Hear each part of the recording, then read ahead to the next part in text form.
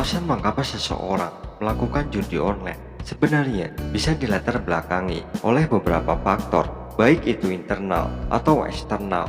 Faktor internal biasanya terjadi karena sifat penasaran dan tak mau kalah. Sayangnya, setelah mencoba sekali, mereka tak akan merasa puas. Justru, mereka akan kembali memasang hingga mencapai kemenangan. Tapi nyatanya, tidak ada kemenangan yang diharapkan. Sementara itu, faktor eksternal bisa dipicu oleh faktor ekonomi dan lingkungan.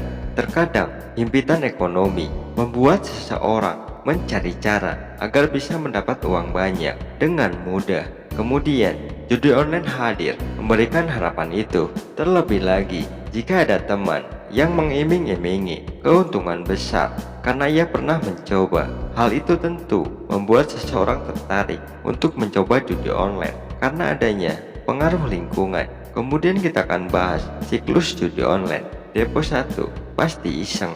Kalau menang, pasti WD. Perasaan bahagia sejenak. Depo 2, berharap menang lagi. Naik tapi nggak di WD karena penasaran, pengen menang banyak. Kalah atau habis, baru menyesal. Depo 3, ingin balikin modal. Depo 2, gak dikasih naik, langsung kalah. Perasaan pastinya emosi atau panas. Depo 4, penasaran atau masih ngotot, pengen balik modal. Naik dikit, gak di WD karena belum balik modal. Akhirnya habis lagi. Depo 5, 6, 7, 8, 9 dan seterusnya pasti kalah karena depo Anda sumber keuangan bagi bandar atau pemilik penyedia judi. Jika Anda bekerja di situs judi online, Anda tidak boleh bermain judi karena jika Anda main judi sama saja mengeruk keuntungan perusahaan. Lalu kita akan bahas sumber keuangan buat depo. Depo 1, uang dingin. Uang gak dipakai daripada ditabung. Iseng buat main judi online, berharap jadi nambah, nyatanya malah gak nambah. Depo 2, uang hasil menang. Depo 1.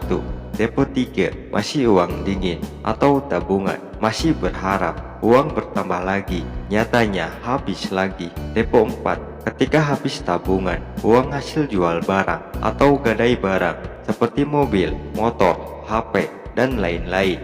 Depo 5, uang hasil pinjam sana sini. Kalau dipercaya, ya dipinjemin. Kalau nggak dipercaya, ya nggak dipinjemin. Depo 6, 7, 8, 9, dan seterusnya.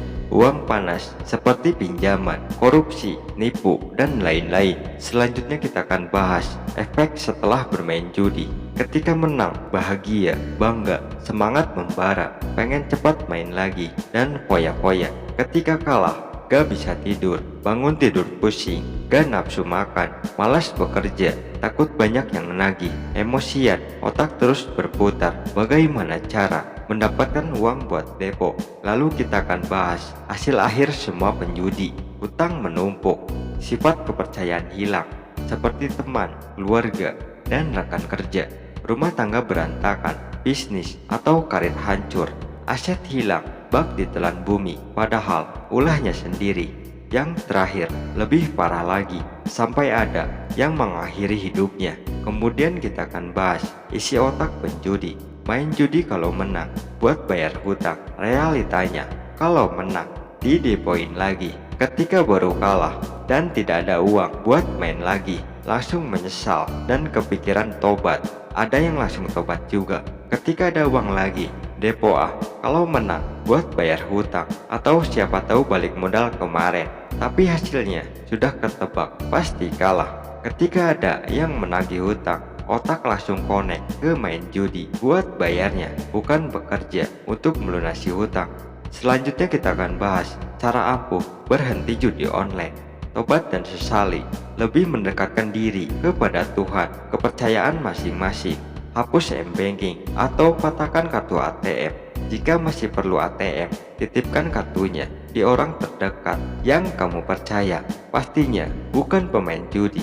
Ikhlaskan kekalahan, blokir akun, isi deposit fiktif 3 kali, akan terblokir otomatis. Masalah hutang, bayar semampumu, serahkan sama Tuhanmu, dan tetap berusaha cari uang yang halal. Jangan pernah memaksakan bayar hutang dari hasil pinjam lagi, apalagi ada bunganya. Jika kalian bertanya, apakah pecandu judi bisa berhenti? Jawabannya iya, orang yang sudah kecanduan judi bisa berhenti, tidak berjudi lagi dengan bantuan dan dukungan dari orang-orang di sekitarnya. Mereka juga dapat melakukan terapi dan bergabung dengan kelompok pendukung untuk membantu mereka mengatasi kecanduan judi. Lalu jika kalian bertanya lagi, apakah ada orang yang kaya dari judi? Jawabannya ada, yaitu Miriam Adelson dan keluarga. Miriam Adelson adalah orang terkaya nomor satu di industri judi global. Dia adalah istri dari Sheldon Adelson, yaitu mantan CEO dan kepala perusahaan kasino di Las Vegas Sands yang wafat pada tahun 2021. Ingat, mantan CEO dan kepala perusahaan kasino, bukan pemain judi seperti Anda. Semoga bermanfaat. Saya pengisi suara channel ini dan redaksi yang bertugas. Sampai jumpa di video selanjutnya.